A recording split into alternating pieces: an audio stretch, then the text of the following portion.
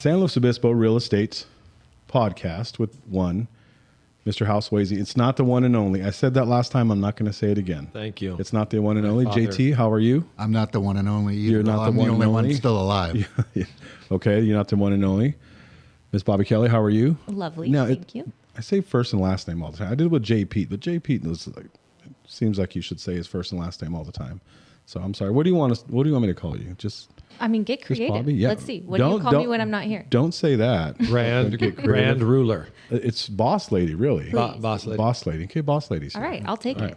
So we're talking about a quote, JT. You said you wanted to hear it. A quote. A quote, yeah. Yeah, I do want to hear from Bruce Lee. You have a Bruce Lee quote you wanted to share. Bruce Lee, I do. You share this with your teams. I share it with all of my teams. It's about practice And you coach volleyball. a little bit. A little bit. Oh, wait a minute. So, Yeah. so can you announce where you coach? Yeah, I coach. Well, so I own a club. Uh-huh. Yeah, And then you locally also here, and coach at a university. I coach at Cal Poly here in San Luis Obispo. Yeah, And you just did on what? the club side. Yeah. So I'm gonna expose your greatness here. Yeah, so we're we're 14-1 right now, so we're doing pretty good. We're one of the top Division I club programs in the country. Right. Who did you just beat this weekend? We just played Cal Berkeley. We won in 4 games, and then we played Stanford. We won in 4 as well. Ah, baby. Yeah, Way to go. Big time. Big time schools. It was fun. The girls did great. We're big and powerful, and we can play defense. That's a good combination. Yeah. So what's your Bruce Lee quote? Wait. Now, did you get your national ranking yet, or is it out? It's not out yet, but as soon as I get it, I'm going to share it with you guys because I'll be proud of it. Hopefully, Because it's probably going to be in the top. we should be in the top 5? 5 in the country, if not Okay. higher, maybe Wow. 3, hopefully 1. But yeah, Yeah. There's always an East Coast or a Texas or something like that. That's going to be. You know good. what that means, Hal? See you later. Big programs, like, Yeah. even outside of the club realm, might Yep. come a calling. No. That's right. And then all of a sudden, you gotta. I told the girls as I'm gonna soon as I win a national championship, I'm going to retire. Okay, there you It's go. all, it's all I want. I'm going to have. I've already had him sign my volleyball, so I'm just waiting. That's all you got. Bruce Lee quote, I'm big on basics. Okay. We practice the basics, and if they get tired of them, I always give them this quote. Bruce Lee is, I don't fear the man that practices 10,000 different kicks. I fear the man that practices one kick 10,000 times. Wow. Yeah. That's Wow. one of my most favorite quotes ever. That's and it makes awesome. sense for a lot of different things, and I use it for all of my sports. When kids don't want to, just do their passing technique and stuff, I'm like, oh, I'm sorry, you're already ready for the Olympics. I get it. No, you got to be the basics. And I was going to say it with Graham in our last episode because he does the basics very well. Right. And that's where you win is with the basics. Yeah. I love it. That's one of my beliefs. Welcome to your favorite ESPN podcast. Yeah. That's right. Well, I'm in the right spot. Yeah. That's right. Well, I mean, you can use it in wherever, right? How you've done so much, so many times. Your basics are natural, and that's what we talk about: is having your basics be natural, and everything else is, think about the other It stuff. allows for creativity. Absolutely. Right. Hey, the best questions to help somebody make a good decision, you can probably ask in your sleep. Huh? Yeah. Yeah. And you've been doing Yeah. it for, 33 years now? Mm-hmm. Wow. Yeah. Over- Most of it in my sleep. Yeah, most of you. Over Some altered state. over Yeah. 2,900 total sales. Right. We got a countdown going to see when we'll finally hit 3,000 here. Yeah. That's incredible. Yeah, you can 3,000. probably do it in your sleep. Huh? The best questions. Well, and it's cool because I'll drive down a street on what was on Rose Court, which is a very short street off Laurel Lane, and go down there and go, oh my gosh, I had the Jacobsons over here, and the Alamo, these folks, all the people that I've had, and it seems like yesterday, but it's been, I'll look it up and I go, oh my gosh, that was 1996 or something like that. So I love that. anyway, Is it's there fun. a street in San Luis Obispo where you don't know somebody? Oh, I'm sure. Yeah. When I was talking about renting a house, and Hal's like, "Oh, I know exactly where the house." Actually, you know what? I think I sold that house a couple of years ago. Yeah, So that's fun. yeah, he knows everything. Been around. Hey, I woke up this morning with a topic for today's podcast. Shoot. You guys ready to get started talking about real estate? You had me at, I woke up this morning. Yeah. I'm glad about that. So I want to talk about the miracle of real estate. And what word do you think I would use when I'm describing the miracle of real estate. Don't cheat, Hal. Don't you let the others. What jump word in. would you what use? What word would I use to help discover and help discuss the miracle of real estate? What makes real estate so fantastic for people? Jeff, do you have the Jeopardy theme song? Adventure? I do not. No, I'm Insert sorry. here. Yeah. No, Start with an L. It starts with an L. What do you say?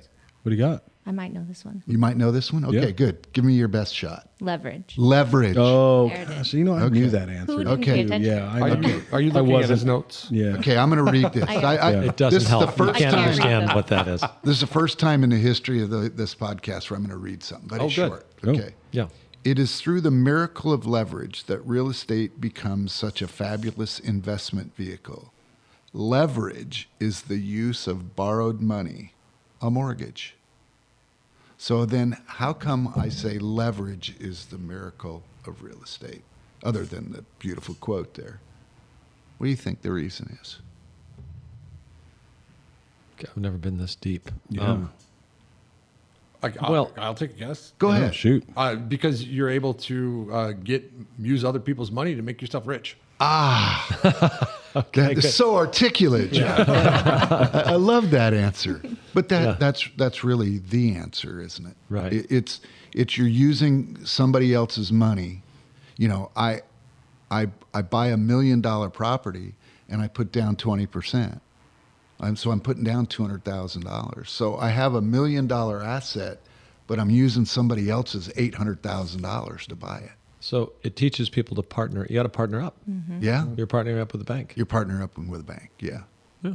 Yeah. That makes sense. So what I did this morning was I wrote down a couple of examples of using leverage and one not. And they're examples I know very well because they're my own personal examples of a couple properties I bought a few years back. Through the first property I ever bought with your team, Hal.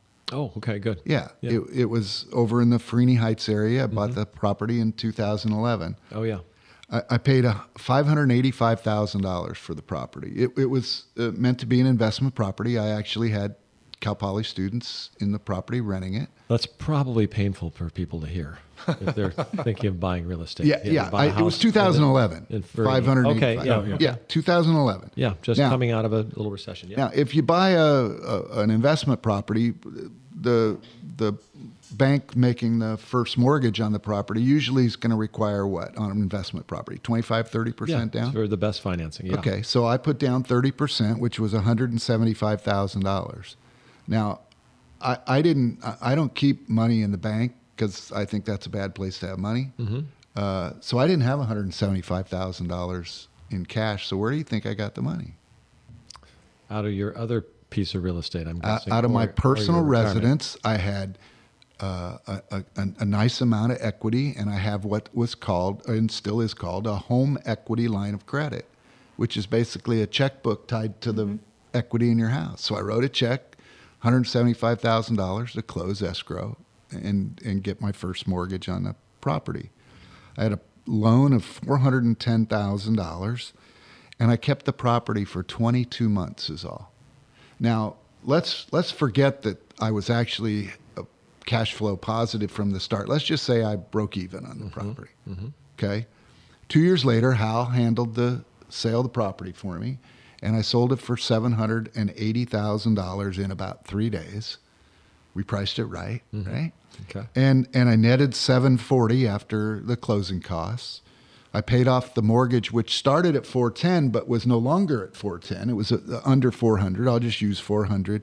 So I walked away with a check from escrow for $340,000. Who paid down the 410 to the 400? Well, I did with the rent that I charged my tenants. Loaded questions. So the Yeah, tenants yeah, paid you it. knew the answer to that. Of course. I mean, I paid it, but with their money. Right. Right. And so if I subtract out the $175,000 that I needed to pay back on the home equity line of credit on my private residence, I walked away with $165,000. Net clear after everything. That's clear after everything. I can't remember if I probably owed some tax, some capital gains tax, but Right. but $165,000. If that $175 was my own money that I took out of the bank, $165 on 175 is about a 94% return in 22 months. Well, let's call it 2 years. That's 47% per year. That, in fact, is leverage. Right. Where can you make 47% on your money? Well, I didn't make 47% on my money. I made most of it on your money. Right. Somebody else Yeah. who put their money in the bank, which loaned it to me. Yeah. With minimal effort. With minimal effort. Well, I had to drop by every month and collect the Take rent their money? checks. Yeah, yeah. And I think I've told this story on the podcast a couple years ago. Won't hurt to tell this one again. I think I know it. I made a deal with my tenants. They were all 21 years old. They were junior and senior level students at Cal Poly in the dairy sciences department. They're great. I think that's an important fact to this story. Yeah, they were great. They were great farm They were kids all from. 21. They were great farm kids from where you grew up, James, over in the valley.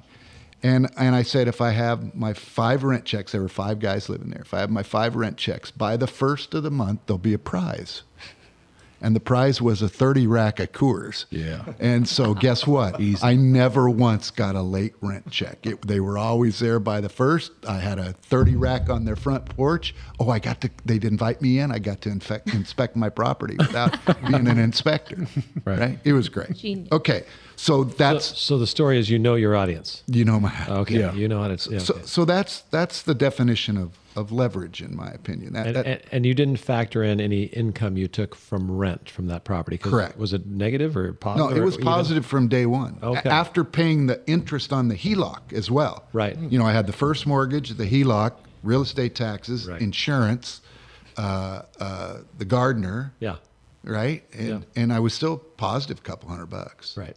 So it leverage. Now, if I still owned the property today, it would be worth somewhere around $1.2 million would be my guess. Yes. Yeah, pretty close. Good guessing. And if I sold it today for $1.2 million, took my net, did all the math, I'd probably come up with about 30% per year of Appreciation. appreciation. Yeah. So again, leverage. Right. Okay. Now, example number 2, purchased in about the same year. Was a house here in town I bought for $706, and I kept it for 22 months. Now, the reason I sold these, what most people would think too soon, was I had some other real estate deals that were a higher priority that I needed to put the money in those. So I paid cash for this one. At $706, I sold it 2 years later for $750. By the time I closed escrow, paid all my closing costs, I netted $712. So I didn't lose money. I didn't make a lot. I made less than 0.5%. Why? Well, I didn't use leverage.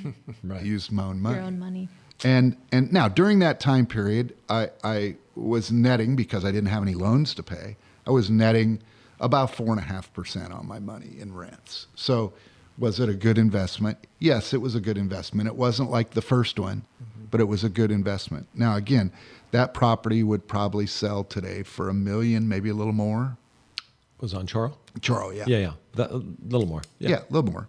And had I kept that property for the 12 years since I sold it, I'd have probably averaged about 3.5% per year, not counting the rental income, just on appreciation. Yeah, but you got to count the rent. Oh, you got to count the rental, Oh, yeah. but I'm talking Okay. just Okay, yes. appreciation. Thank so, you for this. So the leveraged property over a 12-year period would have realized a 30% return on my money. The property that wasn't leveraged, 3.5%. So again, how did I describe leverage at the start of this? A miracle. Right. The miracle of real estate is in the leverage. If you look at some of our wealthier residents in San Luis Obispo that gained their wealth through real estate, much of that was done through Leverage. leverage. Yep. So that was my the miracle I woke up to this morning and going, I wonder how many people that listen to our podcasts really truly understand the miracle of leverage when it comes to real estate. And you've experienced the same thing, Hal. Oh yeah, and Yeah, and you can improve on your leverage sometimes, but it's just, to me, it creates equity. Like, you Yeah. can go, you can have equity in a stock market, you can own a business, you can own a piece of real estate. So you get the equity, but you get a lot more with leverage, and it can have a negative connotation. So let's be clear. There's a lot of people that promote, hey, pay your house off, which is always a great thing to do, right? But there's good debt and bad debt. Yeah. And good debt is something that maybe gets ownership than something that would appreciate or has value or grows in value. Right. Okay. Bad debt is the stuff that's like, okay, well, I'm going to get a new car. Well, most of them go down in value, right? So now you're just losing money from day one, or running up credit card debt, Credit card. which is just for personal effects. So something of value in real estate, as you testified, and especially in San Luis Obispo County, is a good place to a store or growth of value, right? Yeah. So getting equity is huge. I know people that buy large, apartment buildings, or you can buy any piece of real estate. So let me give you an example. Let's say you find a house and it's $100,000 and you put $20,000 down, right? So you got an $80,000 mortgage, and you fix it up, and you get the rent from, say, $900 to $1,200, or whatever that is. I'm using a low example, but just to make it easy. So that property is now going to be worth more for whatever reason. And for like apartments, it's based on what your income is. So now let's say that property is now worth $120,000, and you go, okay, I'm going to refinance it, and I'm going to refinance and make my loan not 80. I'm going to raise it up to 100, get the cash out, so I get my 20,000 back. And now my investment in the property is zero. And I'm still making money, not as much when the rent, well, it could be as much If the interest rates go down. if the rates go down, or Yeah. my income has gone up. So it offsets the higher mortgage debt level, right? So now what do they call that? I've got zero into it, and let's say it's making me $100 a month. Cash flow. That's called cash flow, but it's also called an infinite return, right? Because on my 20,000, I might have been making 300 or 400. On my zero, I'm making 100. Now you can take that money and go do what again? So own another business. On Or my, real estate. On my first example, when we bought that first house, the rent that we were able to get on that house was $3,750 a month, Yeah, and the next year was $4,000 a month. right. And if we still own that property today, it'd be between $5,500 and $6,000 a month Yep, in 12 years. right. I mean, that's a pretty good increase in your return on investment. And based on the way things are, I mean, having people need a place to live, it's like clockwork, Yeah. right? It's Yeah. just going to keep going in that direction. You We're know. not going back. So, and I'm never one to say, hey, people go out and leverage and do all this stuff. It starts by owning probably your first house, right? And getting in and getting some equity and being involved and understanding it, because it can be daunting. We talk about people not having the confidence. Once you do it once, it's a little bit easier, right? Right. So, John, I think this was fantastic. You know what I love about John too is I'll never forget. I helped him sell his house against his will. I brought him a really good offer, and they moved out to Cayucas and they rented a house, right? So they had their equity from their house. They're renting, and he goes, "I don't want to be out of the market." So he bought a rental property. These are the two that I bought. Yeah, and that was like, well, this pays for my rent, so I'm not out of the market. I went, guy's a little more mature than I am. So right? smart. I was fearful Right. of being out of the market. And I hadn't studied like I have since I joined your team. I didn't know that 90% of the years in the last 80, property values have gone up. I didn't know that. I intuitively knew that Right. properties went up more than they went down, but I didn't know it was 90-10. That's a pretty good winning record. That's a pretty good winning. And then what percentage of years have rents gone up? Maybe more. 100%. Probably could potentially more. Yeah. Right. Yeah, my first income property was an apartment building that my father-in-law and I built in 1984 in King City. Yeah. And rents were $250 a month for a 2-bedroom Yeah. apartment, and Yeah. now they wouldn't be what they are here. It's fun to tell. But they would be 6, 8, 10 times. Right. Yeah. That is a conversation we're having a lot more, though, because, people who grew up here and love this area feel like they're getting priced out a little Sure. bit. So that is a natural next conversation is, okay, what can we buy? And you can still afford to live where you want to live and have the life that you want to have, but, stay in the market, because we know what happens when you're out for too long. Yeah.